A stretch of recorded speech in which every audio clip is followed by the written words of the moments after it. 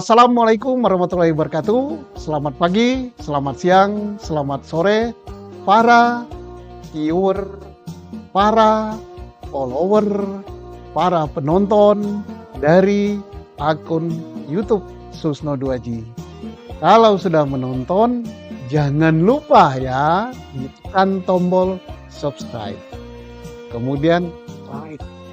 Kemudian di-share biar yang lain tahu. Dan dikomentari. Terima kasih. Matur nuwun. Thank you very much. Sukron. Arigatong. Saya ini termasuk polisi yang lengkap.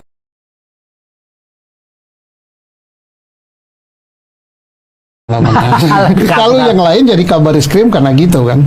Tapi saya jadi polisi ya 35 tahun aktif, kemudian nangkap orang sering, meriksa orang sering, nahan orang sering, ikut di dalam penyusunan undang-undang, saya ikut. Saya mewakili Polri di dalam penyusunan undang-undang tentang KPK, ikut tentang teroris, ikut pencucian uang, ikut RUU TNI, ikut polisi, ikut banyak sekali, hampir 30 undang-undang. Kemudian saya ditangkap dengan undang-undang itu juga direkayasa. Jadi nggak ada orang polisi ditangkap. Saya ditangkap di bandara pernah, ditangkap di Bandung pernah, gitu. Kemudian dikeluarin lagi, tangkap lagi, tahan.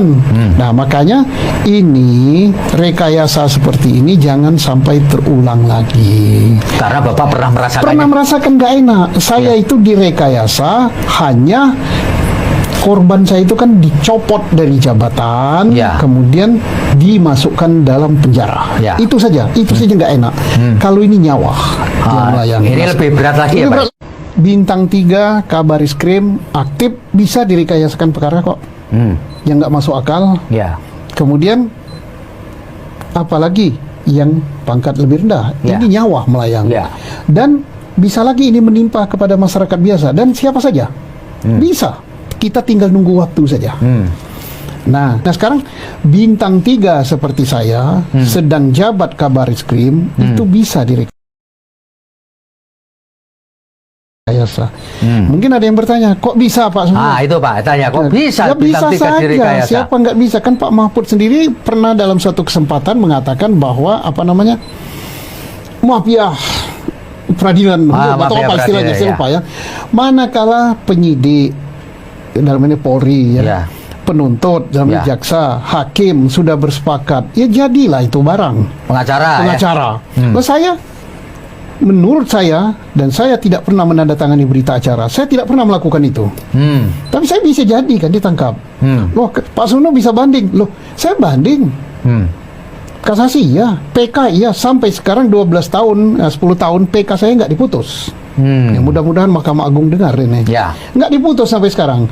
Kalau diputus silakan, mau diputus dijatuhi hukuman, misalnya memperkuat pengadilan sebelumnya silakan. Saya setuju, saya nggak dendam kok. Sama orang yang merekayasa perkara saya nggak dendam. Yang penting publik tahu apa yang saya lakukan. Nah terus bersepakat, saksinya. Saksi saya kan polisi semua. Iya betul, anak buah Bapak ya. Anak buah saya banyak. Terus kenapa dia mau? Loh saya ini masih ada atasan lebih tinggi. Kalau yang lebih bertinggi, lebih berhak ngaturnya. Kalau dia nggak mau dia dicopot dan sebagainya, ya pasti nurut dong. Nah kemudian saya dituduh makan duit pemilu ya. Yang bagian keuangannya yang dituduh bersekongkol dengan saya nggak masuk. Kok dalam tuduhannya bersama-sama, tapi sendirian. Begitu mau diponis. 2 hakim dari 3 hakim yang nyidangkan saya tidak memponis saya karena dia alasannya mau pindah, padahal mundur kan. Pindahnya masih 3 bulan lagi. Saya diponis oleh hakim yang tidak menyidangkan perkara saya. Ini Mahkamah Agung supaya tahu loh. Kemudian perkara saya katanya 1 di Jabar, 1 di Jakarta. Lo kok disidangkan di Jakarta? Ini kejadian. Kemudian saya diponis tingkat banding, tingkat apa lupa saya, dengan berkas yang bukan berkas saya. Nomor perkara itu bukan berkas perkara saya, perkara orang lain.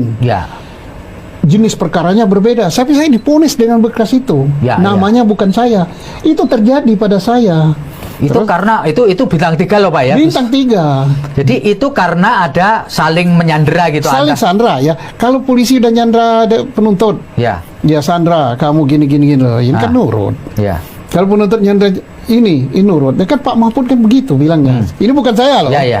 Pak Mahfud yang Menko Polhukam dalam suatu pidato gitu. Kalau manakala aparat sudah bersepakat, ya jadilah itu barang. Tetapi kan masih ada peradilan yang paling tinggi, yaitu peradilan akhirat. Itu yang kita harus patuh.